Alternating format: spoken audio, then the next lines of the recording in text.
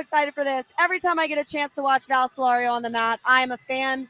I followed her career for a while now, and anytime you get a state finals match here at Fargo, you know those girls are talented. So I'm excited for this one. Talented, and they've wrestled each other, which, you look at the rankings, Val Solorio, number 4, Gabriele Tedesco, number 29, but they're more familiar than that, and a lot of times that narrows that rankings gap a little bit. Absolutely. The more you get hands on people, the more you train with them, that gap closes because you know what each other's got, and you work to beat certain people. And I guarantee you that's something that Tedesco's been working for, is that Solorio match. Tedesco with the 2-on-1. Solorio, good head position. She clears the tie. Again, that familiarity, you get the sense that Solorio knows that 2-on-1 maybe not where she wants to be. Yeah, it looks like she's clearing out of those close ties. She cleared that underhook quite well. She's making sure that she's circling away from that. So good defense by Solorio. That 2-on-1 for Tedesco pays off. Solorio, the first passivity warning, but now Solorio in good position trying to work for a go behind. Tedesco, good job. Works, uses an underhook, gets up, and Solorio hard snaps. Great recovery back to her feet, coming off of those snaps from Solorio. Solorio close to a takedown. Look at this. Oh, that looks like exposure for Tedesco. I think so too. She got to be careful. That exposure on her back.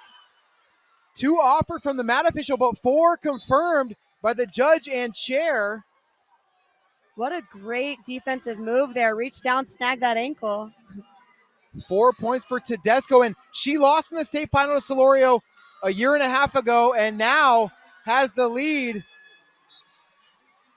4-0. And getting 4 on that is huge, because not only does Solorio now need 2 takedowns, she's got to get 1 more for criteria. Last point no longer gives her that. Great point throughout that match. We'll have to keep track of that criteria. And look at this. Tedesco putting herself in position for another takedown. She's in deep on this shot. There's a point. Crossing the feet. Yeah, and then it's a little bit, a little bit of a different rule this year. An illegal hold like that scissors, they'll give Tedesco a little bit of time to work for it, but in the end, it was that point for Tedesco. Solorio with, I think, probably an inadvertent scissors. Yeah, especially when you're getting kind of slammed down like that. One foot's naturally going to touch the other, but it's all right. The recovery there, they came back up. That elbow was in a weird position, so restart neutral. Under a minute to go, first period. Solorio trails, but she has a history of coming from behind. She trailed in her semifinal match with Katie Valdez, was able to come back and get the win, but now 37 seconds to go in the first period. Double unders now for Solorio, close to the edge. Can she get a step out? And Tedesco stays in. Now head hits. 4 offered. Solorio exposed. They're saying 1. 4 confirmed. Wow, 9-0 Tedesco. And here comes a challenge brick. Challenge brick out. I think this might be a good challenge brick. I agree. I believe Tedesco's head hit before Solorio exposed, but Solorio throws it back, down 9-0. She says, let me go get it. She's got it. Hey, that's a mentality right there. She believes in herself enough to say, hey, 9-0 deficit, I don't care. We got this.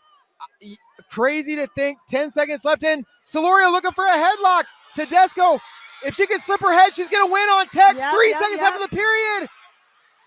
Time. No points. No points. Solorio gives herself a chance here at period.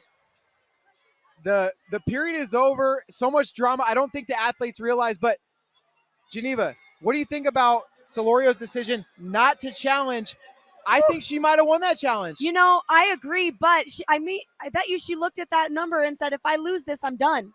And I think she trusts herself enough to give her a chance to come back on that match. Because she gives up that point. That's tech. That's a great point. She has a chance to fight here, not leaving it in the officials' hands.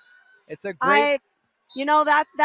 That's experience, and that's maturity right there, and understanding how this match works. It's a great point. Brilliance right there. We've seen Solorio at who's number 1. She wrestled Gabby Gomez, and she's capable of 5-point moves. Yeah, absolutely. She can put big points on the board. She had an opening match with a huge 5-point move.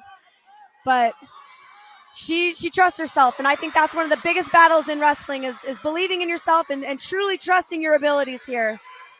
Tedesco looking for that go behind.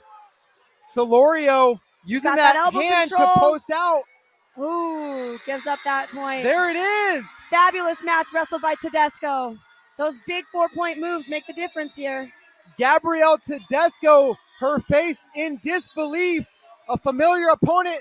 This time she gets it done. She's ranked 29th in the country, but now her hand is raised. She's a Fargo champ. Hey, she'll give Val the state championship. I'll get the national one. Let's see what happens next. Tedesco.